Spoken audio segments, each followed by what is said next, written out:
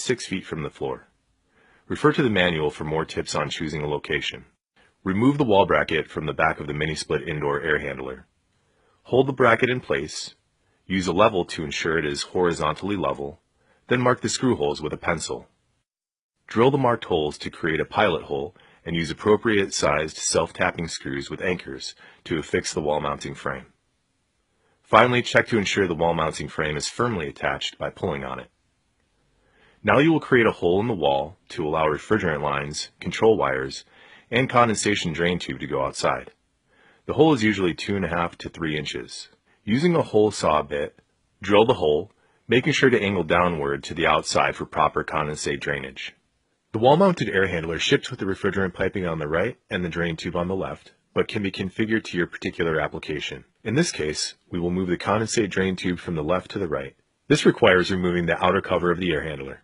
Open the service hatch and remove the 4 screws across the front and the 5th screw in the center bottom. Turn the unit over and release the 4 locking tabs. Carefully lift off the cover and turn the unit over to expose the drain connection. Unfasten the retaining clip for the drain hose and remove the drain hose. Next, locate the rubber drain plug on the right side, remove it, and use it to plug the left side drain. Replace the hose on the right side drain and fasten the retaining clip. Prepare to install the control wire by removing the wire cover and wiring clip. Push the color-coded multi-conductor wire through the inlet hole on the back of the air handler and pull a few inches through the front. Leave the cover open. You will make the wiring connections later. Now carefully unfold the refrigerant pipe, making sure not to crimp the copper tube in the process. Bundle the control wire, refrigerant lines, and drain tubing together with electrical tape to make sure it will fit easily through the wall. An installation support bracket is an optional tool that helps by acting as a second set of hands holding the air handler in place while you make the inside connections and prepare to mount the unit.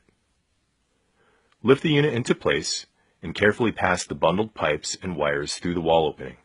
Place the air handler on the wall mount, making sure it is firmly secured and your refrigerant line, condensate tube, and electrical cables are completely through the wall. Now you can make the multi-conductor wire connections. After cutting the length and stripping the wire, make the connections using a screwdriver. Replace the wiring clip, wiring cover, and close the front cover. You're now ready to install the outdoor heat pump condenser. Choose the outdoor unit's location based on your home structure, local codes, and convenience of installation. You can place the unit on a pad, mount it on an exterior wall using brackets, or place it on a rooftop. We're using a pad, the simplest and easiest method. The outside unit should be securely mounted with bolts through the footholes before making any connections.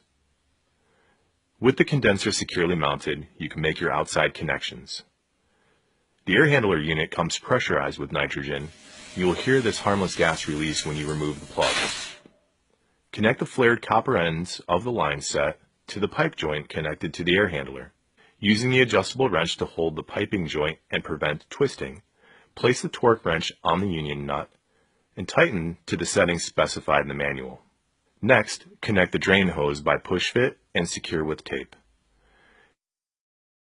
Carefully bend the tube bundle to be flush with the wall, making sure not to crimp the copper or drain tubing. Line set covers are an optional accessory that hides the appearance of refrigerant lines and control wires. Mount the backing to your exterior wall, and once the lines are run, snap the covers in place. Next, remove the panel that covers the refrigerant valves and wiring connections. Some models may already have the valves exposed.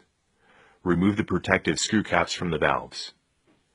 Now you can connect the pipe joint of the outdoor unit to the copper line set.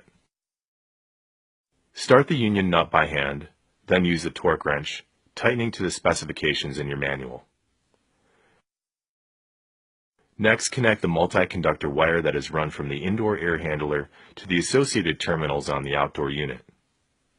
Double-check the color coding to ensure the wires have been connected correctly. A trained professional is recommended to complete the installation at this point.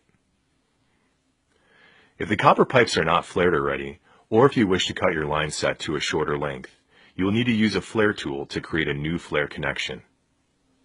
Use a pipe cutter to cut the copper pipe to the desired length, and a shaper to deburr the cut.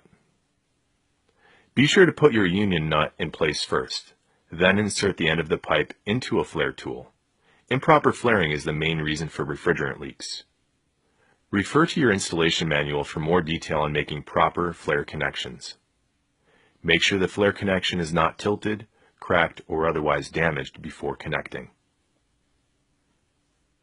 The refrigerant system must be completely sealed in order for the system to perform properly.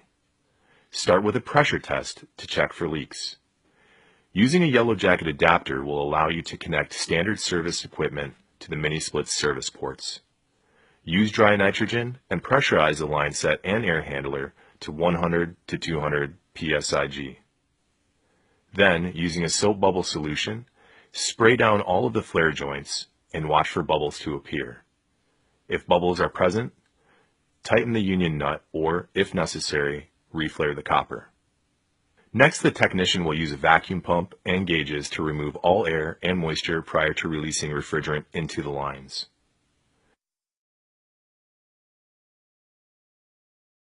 After the vacuum is complete, close the manifold gauge valve. Use an adjustable wrench to remove the service valve caps, and use an Allen wrench or hex key to fully open both service valves, releasing refrigerant into the system. The condenser requires 220 volt power from a dedicated circuit on your breaker panel, run through an exterior mounted manual disconnect box. A qualified technician should install the circuit breaker, disconnect box, and make a high voltage connection to the condenser. With the refrigerant released and all high and low voltage connections complete, it's time to power up the system and do the initial startup. Start the system with the remote and check for proper operation.